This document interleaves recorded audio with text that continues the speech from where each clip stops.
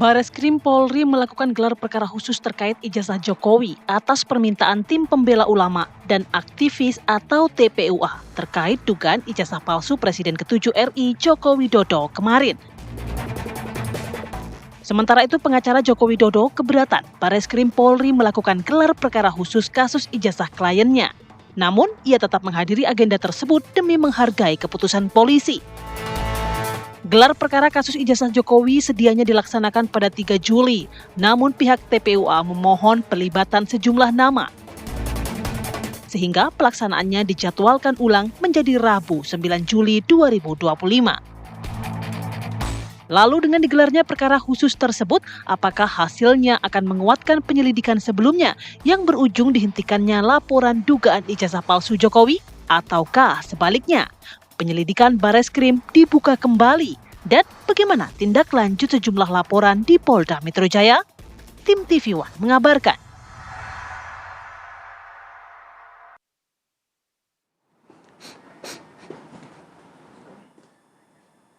Ya pemirsa, gelar perkara khusus kemarin sudah diselenggarakan oleh Bareskrim Polri, di mana juga menghadirkan pelapor dan juga terlapor, di mana sejumlah fakta-fakta baru sudah dibagikan oleh pelapor yakni Roy Suryo CS atau TPUA. Dan kita akan membahas mengenai hal ini, apakah ini juga bisa membuka tabir baru atau justru hasilnya akan sama saja seperti hasil Bareskrim Polri pada Mei 2025 lalu. Kita akan membahas hal ini dengan dua narasumber yang sudah di studio. Sudah ada Irjen Pol Purnawirawan Arianto Sutadi, penasehat ahli Kapolri. Selamat pagi. Assalamualaikum Pak Arianto, sehat ya? Alhamdulillah, terima kasih. Kemudian juga ada Mas Heri Firmansyah, pakar hukum pidana. Mas Heri, assalamualaikum, selamat pagi. Waalaikumsalam, selamat pagi Mbak. Nah, saya mau ke Pak Arianto dulu. Pak Arianto, kalau melihat kemarin cukup panjang begitu waktunya dari ini. Mulai dari jam 9 sampai dari pagi sampai. Karena ada 2 sesi ya. Nah, betul sekali. Sampai jam 2, sampai dilanjutkan jam 2 sampai jam 6. Ya, Pak Arianto, ini kemarin juga sudah dihadirkan pelapor dan juga terlapor begitu ya. Sudah ada dari sisi Roy Suryo CS atau TPUA ini kemarin membagikan fakta-fakta baru seperti penggunaan metode ELA, kemudian juga ada face recommendation, kemudian juga ada beberapa seperti dijabarkan juga bagaimana skripsi yang seharusnya dan lain sebagainya. Apakah ini sebenarnya sudah cukup kuat nantinya yang menjadi pertimbangan kepada Bareskrim untuk memutuskan hasilnya akan berbeda atau enggak? Saya tidak akan mengatakan itu cukup kuat apa enggak ya. Cuman saya tuh kemarin pertama saya senang karena ternyata gelar terbuka itu dilakukan, gelar khusus itu dilakukan. Sebelum itu kan saya sudah wanti-wanti pada dua pihak. Besok ini gunakan kesempatan baik-baik untuk Anda membawa barang bukti sebanyak mungkin, supaya nanti barang bukti itu bisa ditimbang di dalam berkas yang akan dibikin oleh gitu. Bayangan saya ya gitu, karena kemarin dari pihak yang itu pemohon ya, kan dia akan membawa pakar gitu. Saya pikir ya. Bukti kan kalau kebakaran kan paling tidak dia bawa surat dan sebagainya, surat kompetensi apa pengalaman dan sebagainya, buktinya ini hasil penelitian saya begini, metodenya begini. Bayangan saya kan kayak gitu ya, gitu. Tapi ternyata kemarin di dalam persidangan itu yang dibawa dari pihak pemohon itu yang selama ini ada di media itu cuman ditulis dalam transkrip kemudian disampaikan, sama juga dengan Pak Roy bahwa dia sudah mengadakan penelitian gini, ini menurut ELA dan sebagainya itu kan ya terangkan. Respon juga sama, saya udah gini, bahkan di situ respon wah dengan teriak gini mengoreksi dulu mengenai waktu kasus Jessica dan sebagainya itu kan, jadi menunjukkan bahwa saya ini sayang dengan polisi katanya gitu, makanya bukannya saya nggak percaya dengan polisi ngomongnya gitu. Tetapi bukti yang disampaikan ke situ itu kemarin itu, kalau saya melihat ya, itu kalau nanti disandingkan di persidangan, itu nilainya nggak kurang berbobot menurut saya. Berarti tidak ada bukti baru ya Pak? Ya kalau menurut saya sih tidak ada bukti baru yang saya harapkan untuk memperkuat argumen dia kan. Selama ini kan bukti-bukti yang dikumpulkan oleh Bareskrim itu kan bukti yang dikumpulkan oleh penyidik ya dulu ke UGM, menurut pakem-pakem yang memang harusnya kayak gitu kan, penelitian gitu kan, kayak gitu kan. Kuat sekali buktinya, ternyata kemarin saya baru lihat ini ya, waduh tuh betul-betul memang sudah terlalu banyak Pak bukti yang diterima, yang diungkap itu detail sekali gitu ya. Sudah ada berapa tempat yang dikunjungi, ada 12 tempat, ada 50 saksi yang diperiksa, barang bukti yang disita dan banyak sekali, sangat teliti sekali Pak. Itu jadi sangat kuat sekali, sementara dari yang sini yang sampaikan cuma itu. Ditambah lagi keterangan daripada penelitian yang 2 orang yang diandalkan itu ternyata dari pihak sini membawa saksi ahli juga yang saksi ahli yang beneran, yang dia mempunyai reputasi, dia kepala ahli forensik gitu, sehingga dia bisa mementahkan teori dia itu nggak benar sampai gitu. Jadi ya kayak gitu. Jadi menurut saya kasihan mereka itu membawa merasa sudah cukup, tapi kalau dihadapkan Pak Arianto, dalam kalau berbicara pembuktian, mengenai 3 pasal 263, salah satunya adalah pemalsuan surat gitu ya. Kalau untuk pemalsuan surat biasanya Barreskrim Polri ini mendalaminya seperti apa sih? Seharusnya memang kan produknya ya, suratnya berarti yang diperiksa. Kalau memang kemarin ijazah Jokowi juga tidak dibawa, bagaimana dibandingkan dengan yang milik TPUA atau Roy Suryo CS? Itu kan proses pembuktian ya. Yang diperdebatkan proses pembuktian kan. Yang mereka tuntut kan kalau yang tunjukkan aja lah. Tunjukkan beres urusannya kan itu alasan dia kan. Tapi ini nggak dikenal dalam pembuktian pidana kayak gitu tuh. Tapi kemarin ya ada saksi ahli yang mengatakan yang netral ya. Ini pasal yang ditujukan itu kalau pemalsuan ada 2 Pak, membuat surat palsu atau menggunakan surat palsu gitu kan gitu. Nah, kemudian kalau untuk pembuktian ijazah itu ijazah ini karena ini analog. Jadi pakemnya pembuktian bahwa itu asli apa tidaknya ya hanya itu Pak, memeriksa pada sumbernya. Kemudian track recordnya, dan kemarin saya takjub karena apa? Ternyata Pak yang diambil dari record itu bukan hanya sekedar ijazahnya yang terakhir yang 3 dibandingkan itu tidak Pak.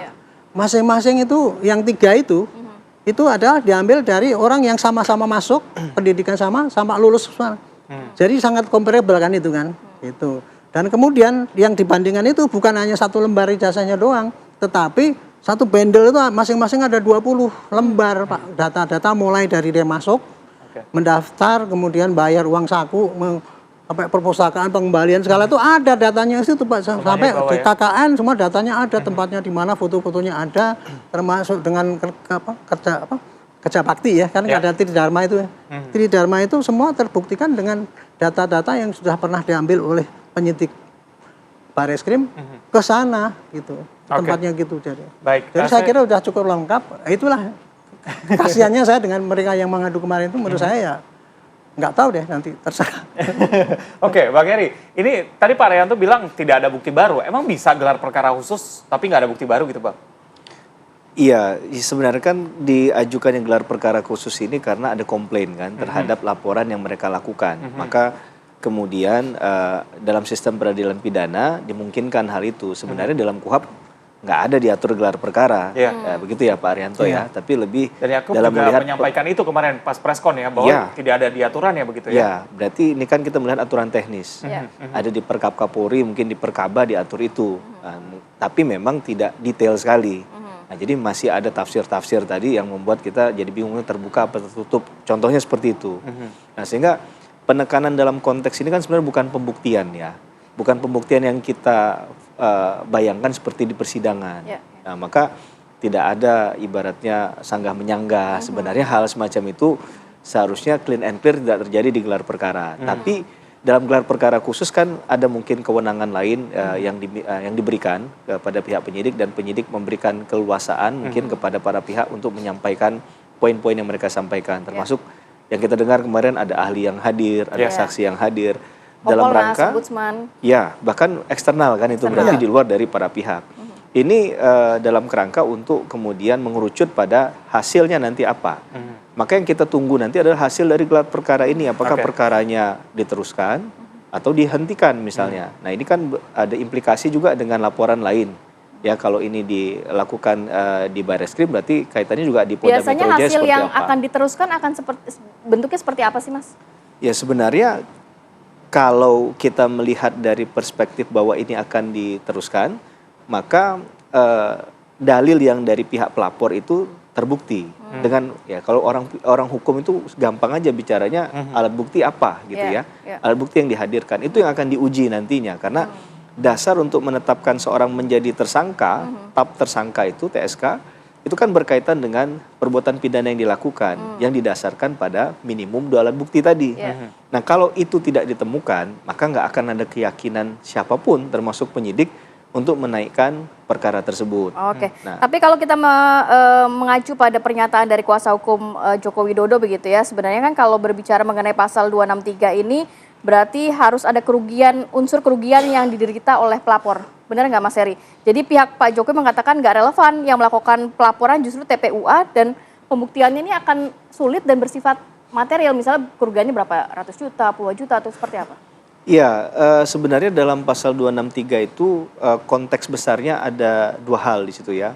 Membuat surat palsu atau memalsukan surat. Membuat surat palsu itu seakan-akan dari awal nggak ada surat itu, kemudian dibuat dia.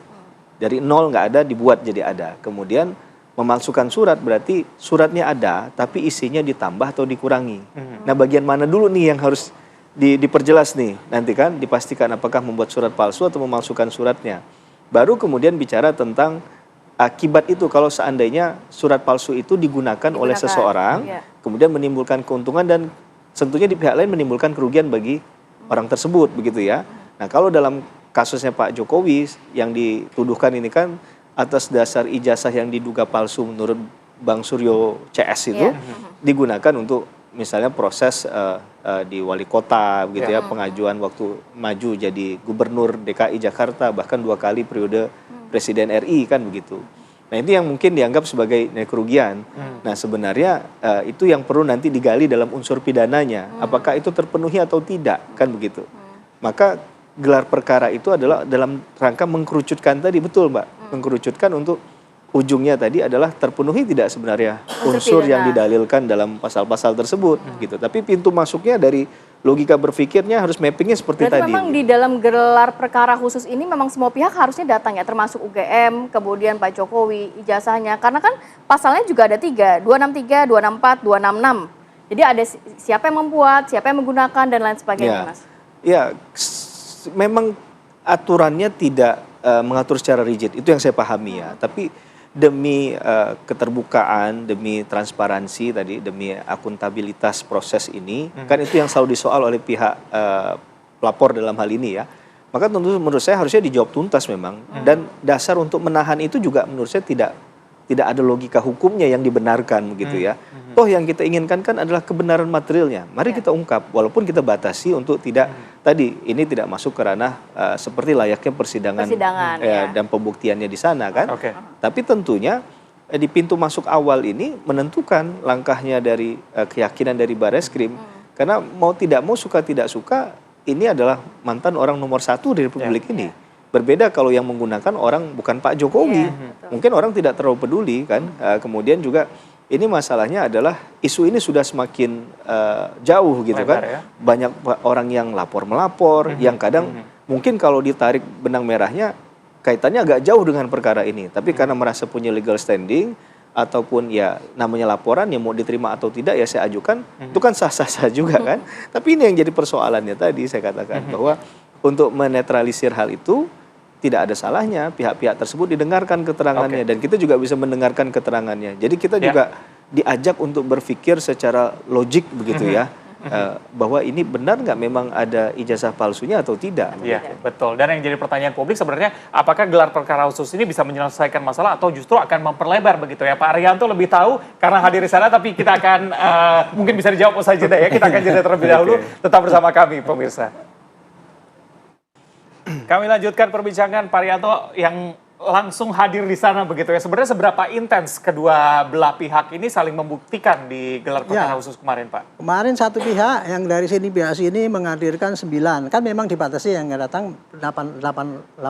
Tapi yang dari sini dari pengadu ternyata mengajukan 9. Prinsipal sama kuasa hukum. Dan kalau kuasa hukum waktu itu kalau tidak ada pakai surat kuasa suruh keluar. Akhirnya yang ada cuma yang pakai surat kuasa hukum. Tetapi untuk 2 saksi ahli itu karena memang sudah diperbolehkan datang, boleh datang. Cuman di situ tidak ditanya apakah dia punya kompetensi ataupun surat-suratnya dan sebagainya, nggak ditanya seperti di persidangan itu. Yang situ ditanya hanya karena bukan untuk pembuktian ya Pak ya? Ya, hanya ditanya apa pembuktiannya yang akan Anda sampaikan gitu. Sama juga dengan saksi ahli yang didatangkan oleh yang perlu Pak Jokowi. Itu juga ketika dia mempertanyakan kompetensi 2000 ini dipotong, enggak, jangan itu. Ada apa yang menurut Anda pembuktiannya yang enggak benar menurut teknik ini ya, disampaikanlah ini. Jadi kemarin sementara si Moresmon tuh ngomong saya telanjangi Bareskrim itu, menurut saya justru dia yang ditelanjangi di situ. Itulah jadi susahnya sekarang ini ya, apa yang tercetak di dalam publik itu kan apa yang didengungkan oleh mereka di media itu. Nah ini kasus ini tadi ya, saya ingin menceritakan mengenai Menggunakan, membuat. ya itu tadi ya, jadi itu Pak yang dilaporkan oleh Dumas itu ya, wah lengkap Pak, satu menyuruh menggunakan itu, jadi Pak bukan ya, jadi membuat, menyuruh keterangan palsu pada itu yang terkait dengan itu disampaikan oleh dia. Laporannya begitu Pak. Kalau laporannya begitu kan penyidik otomatis mencari bukti-bukti itu dong. Ya. Nah karena dari si pihak itu tidak sampaikan ini bukti awalnya, penyidik otomatis langsung mencari sumber daripada ijazah itu asli apa tidak. Karena ijazah itu analog, maka ya pakai sumbernya itu tadi. Menurut saya sudah benar itu. Oke, yang cukup menarik adalah Roy Suryo berkali-kali mengatakan soal ELA itu ELA ya. kan itu kan, karena itu sudah kan dipaparkan. Pengujiannya secara digital, padahal analog Itu. begitu ya. Tapi pihak dari Roy Suryo juga mengatakan mana pembuktian pengecekan secara analog juga dari bukti kertasnya, tintanya dan segala macam. Itu sempat dibahas kemarin Pak. Ya mereka kan tidak menanyakan itu, cuma hanya karena kan di situ kan dia menyampaikan pakarnya itu kan Pak Roy Suryo mengatakan pembuktian dia pakai gitu ya. Wah, membawa fotokopian itu. Jadi bukti material yang kemarin dibawa itu cuma fotokopian yang disampaikan di dalam press release itu oleh dia kan gitu. Ini ELA ini kalau ini begini ini jadi gambarnya kabur gitu. Dibantah sama si Senambela itu kan. Pak, yang namanya teknik ELA itu saya pakar betul, saya ketua pakar forensik di Indonesia kan, punya kompetensi, punya organisasi dan sebagainya gitu. Itu yang namanya ELA itu hanya bisa dipakai katanya ahli itu untuk membuktikan barang yang digital, foto lah. Kalau foto itu kalau pakai ELA itu bisa dilihat ini di foto jebret itu ini tulisan yang pertama apa, kemudian kalau dihapus kelihatan. Kalau dari produk digital nggak bisa berarti ya? Dari scanan. Kalau yang sudah scanan itu ya saya nggak ngerti apa yang diuraikan sih itu kan kemarin kan yang di ini kan ini foto hasil foto kan. Katanya logikanya sama seperti membuktikan uang palsu ya Pak ya. Jadi uangnya harus dilihat, dipegang baru bisa membuktikan ini asli atau palsu, bukan dari foto. Masalahnya kan gini, ini ya. Kalau saya ya melihat ya selama ini ya mereka Pak Rismon maupun si Roy itu dia yakin bahwa dengan teori yang dia pakai forensik perbandingan itu adalah benar. Yang dia tutup-tutupi adalah saya terpaksa sekarang pakai saya tutup-tutupi. Sampel yang dia pakai itu Pak, yang mestinya itu adalah sampel ijazah yang benar, yang analog, fisik ya, dibandingkan dengan yang lain-lain itu pakai asli apa tidak. Dia nggak pernah dapat Pak. Makanya dia nyuruh Pak Jokowi suruh tunjukkan itu kan berarti dia nggak pernah pegang itu. Jadi dia ngomong keluar-keluar di mana-mana mengatakan bahwa ini sudah membuktikan pakai teknologi tinggi. Tapi sampel yang dibandingkan itu adalah sampelnya yang diunggah oleh Sandi. Berarti Sandi itu adalah fotokopi dari kan dia upload kemudian oleh si Pak Roy itu di print, kemudian printnya itu lah dibandingkan. Itu kan penyesatan itu kalau itu dianggap itu sebagai suatu pembuktian yang valid. Disitulah letaknya saya kemarin baru terbuka. Wah ternyata ini analisis yang selama ini nggak benar gitu. Boleh nggak saya tambah lagi yang skripsi katanya. Skripsi kan ini kan nggak ada lembar ini berarti pengesahan. Ternyata dari Gama mengatakan Pak yang seperti itu Pak dari 80 alumni di situ itu hampir 50% ada yang kayak gitu karena waktu zaman itu mahasiswa disuruh ketik sendiri Pak itu nggak ada harus di print sama satu profesor doktor gelar itu kok ada nggak ada karena Pak itu profesor itu dulu mendapatkan ini tahun ini pengukuhannya baru belakang jadi di data itu ya masih berubah-ubah dan orang yang menggunakan ijazah pakai SOE sama SU itu hampir itu juga prosentasenya gede bukan hanya Pak Jokowi doang gitu loh Pak gitu. Kayak gitu jadi yang dianalisis oleh Pak Roy jadi itu kalau ternyata ada tangkisannya gitu. Dari hasil Bareskrim dari hasil gelar perkara khusus ini nampaknya terpatahkan lah ya. Kalau estimate saya apa yang disampaikan oleh Pak pengadu ini dengan bukti-bukti itu ya terpatahkan dengan kesaksian dari Gajah Mada maupun dari itu saksi yang diajukan itu. Kayaknya gitulah nilainya. Berarti tidak terbukti ada tindak pidana di sana. Dari hasil pengamatan Bapak kemarin. Ya hasil pengamatan saya tidak bisa membuktikan adanya pemalsuan ataupun membuat surat palsu. Kira-kira gitu. Mas Heri, jadi kayak benang kusut Mas. Mungkin juga dari sisi Roy CS ini kemarin sempat kita berbincang juga kalau misalnya nantinya hasilnya ternyata tidak ada unsur pidana, bisa diperkirakan akan ada laporan lagi nantinya. Jadi tidak akan selesai ini sebenarnya. Ya, karena itu membacanya harusnya di roadmap dengan baik ya. Pertama kita akan menguji fisiknya terlebih dahulu. Siapa yang memegang fisik? Kemudian akan kita uji dari admisibilitasnya, kelayakan terhadap fisik tadi benar apa enggak. Baru kita bicara di poin itu. Nah, persoalannya dalam banyak peristiwa pidana yang diajukan ke muka pengadilan atau di proses penyidikan, akses itu kan kadang limitatif sifatnya, tidak dibuka seluas-luasnya. Maka yang jadi kesulitan adalah misalnya pihak yang pelapor mendalilkan bahwa ada dugaan ijazah palsu, tapi ijazah palsunya dia nggak pernah pegang yang aslinya. Sedangkan menurut yang diduga melakukan tindak pidana ijazah palsu itu mengatakan, ya lah ijazahnya masih sama saya. Anda bisa dapatkan dari mana? Jangan-jangan yang palsu yang Anda peroleh kan begitu. Ini kan jadi silang sengkarut yang nggak kunjung usai. Maka memang dalam perkara ini yang kita melihat fenomena yang terjadi saat ini memang harus ada pihak yang benar dan salah. Karena dalam hukum pidana itu ketika masuk ke proses yang lebih serius lagi, bukan menang kalah di perdata kita bicara, tapi ini benar salah. Maka harus diuji di mana? Di pengadilan menurut saya. Karena sudah tidak bisa lagi diminimalisir dengan langkah-langkah yang sebelumnya dilakukan. Jadi jalan keluarnya hanya di pengadilan. Menurut saya hanya di pengadilan tempat satu-satunya, sehingga bukti yang walaupun unsur pidana dari Pak Arianto kayaknya nggak mungkin nih Barreskrim Polri hasilnya akan berbeda dibandingkan Mei 2025. Begini, bukan berarti kita tidak mengatakan, kita tidak melihat kutub mana yang akan diajukan Barreskrim atau Polda Metro Jaya, tapi hasil dari gelar perkara yang kemarin menentukan juga laporan yang ada di tempat yang lain kan. Nah, dengan demikian kalau si A melaporkan seseorang tidak kemudian terbukti, di tempat lain dia juga posisinya sebagai terlapor dan ternyata dalil yang ini diruntuhkan kemudian ini memperkuat hasil lain, belum lagi proses-proses sebelumnya mungkin di keperdataan yang sedang diuji juga dan kemudian ada hasilnya, maka alat bukti tadi itu dari putusan tadi bisa dipakai. Ya, menurut saya itu untuk memperkuat, sehingga tinggal ditentukan nih siapa pihak yang sebenarnya lemah dalam pembuktiannya. Walaupun memang dalam banyak perkara ada kekurangsetujuan saya juga bahwa seakan-akan orang yang melaporkan itu diberikan beban pembuktian yang besar.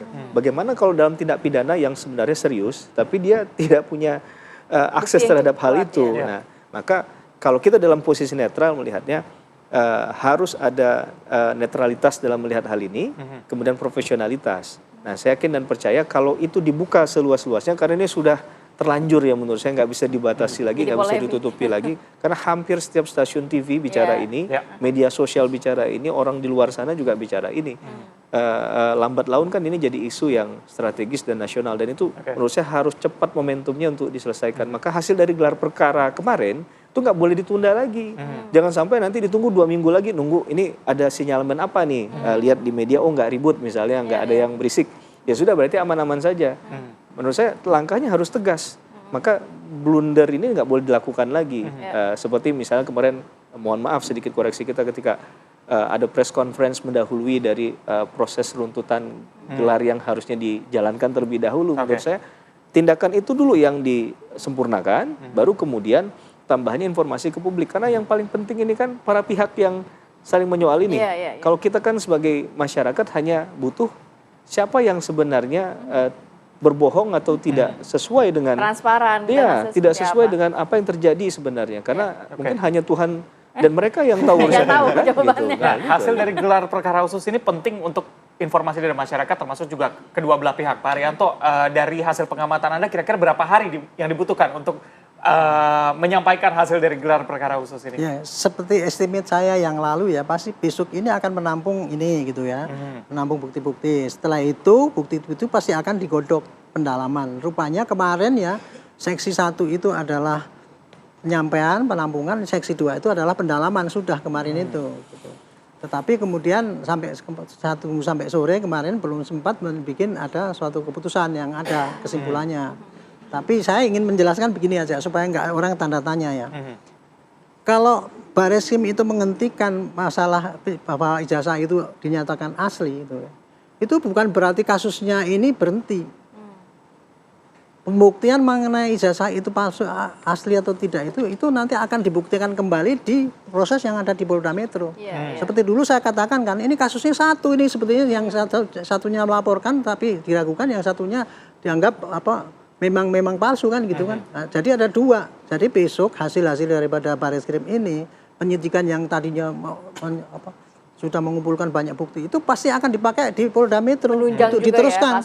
Tapi di sana langkahnya sudah pakai langkah untuk penyidikan. Nah, penyidikan nanti yang dibuktikan di hakim nanti akan pasti hakim akan melihat dulu nih prosesnya apakah ijazah ini asli atau palsu.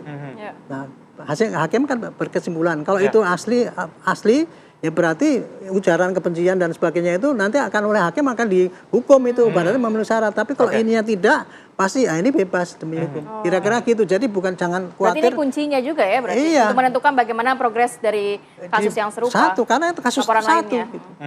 Oke, saya ke Bang Heri. Bang Heri, yang cukup menarik adalah ini kan saling berhubungan satu sama lain. Tapi pada pemeriksaan hari Senin kemarin, Roy Suryo bilang ada 6 saksi yang diperiksa dan mereka tidak punya legal standing untuk memeriksa Roy Suryo. Tanggapan Anda gimana? Ini saya konfirmasi dulu, ini saksi atau ahli yang dimaksud ya? Ahli ya. Yang diperiksa kemarin hari Senin. Yang ahli ya mungkin ya. Ahli. Kalau gini, karena ada poin yang kadang jadi perdebatan tuh adalah ahli misalnya, apakah harus bawa surat tugas atau enggak. Ini saya mengalami sendiri ketika diminta menjadi ahli, pernah satu kali dan berapa kali juga saya mengikuti dalam persidangan itu ahlinya nggak bawa surat tugas. Itu juga nggak masalah sepanjang diperkenankan oleh para pihak dan hakim juga menanyakan hal itu. Dan yang penting itu adalah kemampuan pengetahuan dia terhadap suatu hal yang khusus tadi. Yang itu bisa dibuktikan track recordnya dia gitu ya, output atau produk yang dia hasilkan, itu bisa kemudian dia dikatakan sebagai seorang ahli dalam perkara tersebut. Tapi apakah surat tugas itu kemudian harus menjadi wajib? Memang di KUHP juga nggak mengatur ya.